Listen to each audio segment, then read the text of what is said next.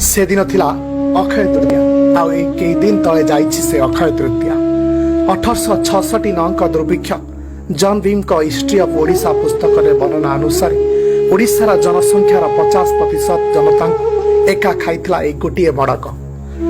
ओडिशार गाँ गंडारे भोकिला कंकाण मानक पटुआ चारिआडे अन्न देई डाकरा। नई रे पानी नाही, खेतरे फसल नाही, भूक विकल रे कांगाली मनीषर आउ गोटे कांगाली को विकलर प्रश्न। आम आड़े गछरे पत्र नाही, तुम आड़े अच्छी ना भाई। बिचरा सामना लोकर भी से छाती फटा उत्तर। पत्र कथा छाड़, गछर वृक्ष रे कोठी नेड़ी टिके परा नाही। एने ओडिशार परिस्थिति विपन्न हेबाकु लागिथिला। तेबे सप बुहाई बुहाई लोकंक कांधरु चुपा छाड़ी जाउथला। पुणी शब बुहाउथुवा मनीषटी अध घंटा परे निजे शब होई जाउथला। क्रमशः मृत्यु सहित गोटे कंबल तले शुइबाकु प्रस्तुत हेउथला ए जाति। पुरुणा जगन्नाथर दुई पाखरे माळ माळ शबर रुषण। भूकिला मनीष आ कुढ़ कुढ़ शबर सड़ा गंधरे सते अबा नर्क ए भूमि। धूली धूसरित और अशिक्षा अंधारर आद्र ए भूमि केवल चारिआडे मृत्युर तांडव ही देखुथिला। ठीक एतिकी बेले मरी मरी जीवन जीउथुवा दले लोके भाबिले मरीगलेणी आम पुओ पाई, मरीगलेणी सांग साथी। काली सकाळे आमे भी मरिबा। जदि मरिबा सत ताहले आउ एठी काहेकि? चल चल रे भूकिला दल सभी धाइबा श्रीक्षेत्र आड़कू। पेड़ी फुटुली चूड़ा चाउल तो नेबा नाही। ए देह उपरे जीवनर बोझ मुंडाई धाई जीवा बड़दाण्ड।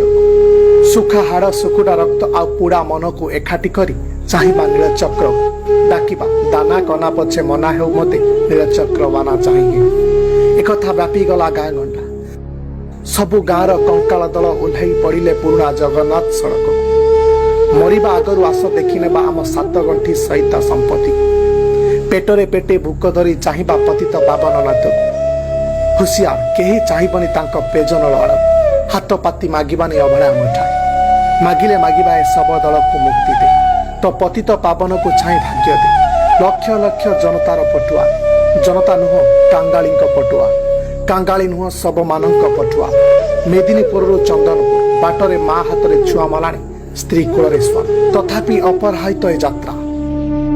तत्कालीन पुरीर प्रशासन बाल्टियर साहेब चिंतित। जंदा पिंपुड़ी परी भोकिला भिड़ हेलाणी बड़दाण्डरे।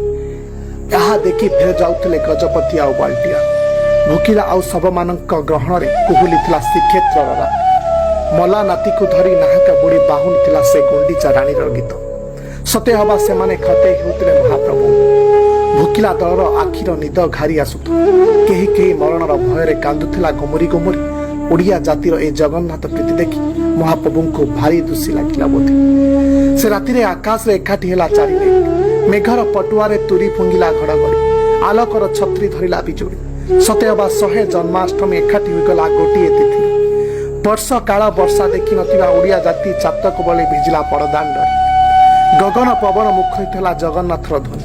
जय जगन्नाथ जय जगन्नाथ जय जगन्नाथ कहिबा बाहुल्य से दिन थिला तिथि अक्षय तृतीया। गोटे रात्रि बदला देथिला गोटे जातिर भाग्य।